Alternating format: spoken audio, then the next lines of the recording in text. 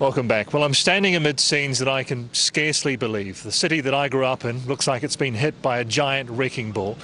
And it's not just the buildings that have been wrecked, of course. This time, it's lives too. Dozens and dozens are dead, and many more are missing. This is how the disaster unfolded. A region that was struggling to its feet again after all it had been through. Then at 9 minutes to 1,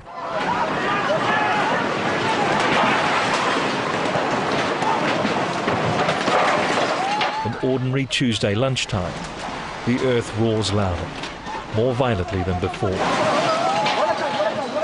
Because although this was smaller on the Richter scale than the big quake of September, this time around the fury was centred much shallower, only 5 kilometres deep, and much closer, just 10 kilometres from the city, near Littleton.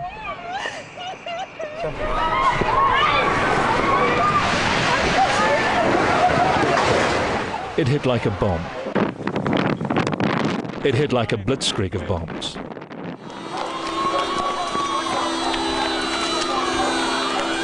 In the moments afterwards, chaos, confusion, fear. People desperate to find their loved ones. You've seen Jill next door, she's still in there. Amid the devastation, the scramble for safety, such as it is. This woman, perched atop the rubble, but seemingly uninjured, clings for her life. Just stay away from the edge. The Pine Gould building below her, a crumpled ruin. 4 floors of staff, so there could be anywhere about 200 people possibly in the building. Nobody yet knows how many. Insurance brokers, financial advisors. Guys, just come right back, mate. With aftershock still coming every few minutes, Christy Clements must be terrified. The fire service with its crane inches to the top, and she's carried delicately to safety. But how many more people remain trapped in here and elsewhere? There's a lot of people here. Already the city has run out of ambulances, the need far greater than any city could cope with. There are images we're used to seeing from some foreign city, not one of our own. At the press building, the roof has collapsed entirely, leaving workers pinned under their desks, unable to move or even see each other. Loss of buildings paling in comparison, even such celebrated landmarks as the Christchurch Cathedral. You know, the buildings are buildings. The really important thing are the people, and we just don't know if there are people under this rubble. I fear there are. They're everywhere, all over central Christchurch, now crumbled, contorted ruins. We crawled through our lunchroom to our fire escape, but it had all collapsed, so we were just on a concrete edge of the building, and then the fire truck's ladder helped us down. But Pine Gould is clearly one of the worst. I think there's about 10 people still from my work in there. And then a further shake. Another quake. Another quake. Yep. And just 20 minutes after the last, one more. Oh, we've just got another aftershock now. It's just shaking away. It wasn't too bad, but it's certainly rocking around. Yet in spite of the ruins, a seemingly barren wasteland of hopelessness can't keep optimism down. Yeah, New Zealand's one of the best countries in the world for this sort of thing, so, you know. Does anyone know what magnitude it was? With not enough emergency services at hand, and the hospital overflowing, the injured are laid out on the grass. The effects on infrastructure are starting to become apparent. The airport closed except for emergency flights. Trains are stopped. Phone networks are jammed. There are widespread power outages. Sorry, it's overloaded, but I'll keep trying, okay? I'll keep trying. Streets are inundated, and with no telling when the next one will hit, the grim march from the central city commences. I just want to reiterate, as the Prime Minister did today in Parliament, the government's total commitment to doing every single thing we can. 4:30 in a live press conference from the bunker at the Beehive. 2 urban search and rescue teams will be flown to Christchurch. The Australians offer specialised personnel. Other international offers of help and expertise flood in. New Zealand leads the world's news once more. Top stories of these. A powerful earthquake hits the New Zealand city of Christchurch. People are dead. And then suggestions that it could be oh so much more devastating. The unfathomable words. Reports now that the suburbs of Brighton and Littleton are unlivable. But it's impossible for cameras to get there at this stage. The rescue efforts seem for now concentrated on the CBD. The 17th story of the Forsyth Bar building. 24 people are being rescued. And the inevitable fear after an earthquake. Fire. The CTV building, Canterbury Television, is destroyed and the flames break out amongst the rubble. One person is confirmed dead, but witnessing the devastation, it seems incredible that a woman is rescued. Just after 5 o'clock, 4 or so hours after the earthquake struck, a state of emergency is declared in Christchurch. Triage centres are set up all over the city. This one in Latimer Square are inundated with the injured, the despairing. And as our cameras find their way further afield, more widespread damage becomes evident. Historic Christ College has collapsed in parts. Thankfully, nobody here is injured. The wreckage of nature's ferocity even more apparent from the air. As news comes in that there are at least 30 trapped in the Pine Gould building, rescuers work frantically to get them out.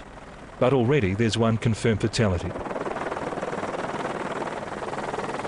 With those who have escaped unhurt from elsewhere finding refuge in Hagley Park, which itself shows profound scars. And for the first time, the true toll begins to emerge. So the advice I've had so far is that 65 people have lost their lives. We can't rule out death toll climbing from there. It's inevitable, with confirmation there were people in the spire of the Christchurch Cathedral when it fell. First pictures begin to come through from the air over Littleton and Sumner. Houses teetering on the brink, some consumed. A school on the edge of destruction. A drawn Deputy Prime Minister fronts the latest press conference from the Beehive. We've also taken up an offer from the Australians for the assistance of further search and rescue personnel. The world is recognising our tragedy. The United States and the United Nations have also offered assistance. The ongoing effort isn't just for those alive and trapped. It's for the recovery of bodies. At the devastated CTV building are being carried out in their numbers. As reports begin to come through that the death toll has risen drastically. We have unconfirmed reports, and I should stress these are unconfirmed reports, that the current death toll of 65 could rise to 2 to possibly 400. With unknown numbers still unaccounted for, the rescue effort steps up during the night. At every turn of the road, fears of more injuries or deaths. Police want nobody out here. Roads that are not impassable are dangerous. With emergency services already stretched to breaking point, more fires. No, just turn that off. But the watery mud of liquefaction is everywhere, hampering the effort, and water mains are broken. Very major problem. As you can appreciate, the main down Colombo Street has no water in it, and nor are the side streets, and we have to bring tankers in to fight this fire. And at the moment, I think we've got it under control. Nervous residents spend a sleepless night plagued by aftershocks, at least 23 since the main quake. What hasn't come down might still. 950 people camp out at welfare centres. They have nowhere else to go.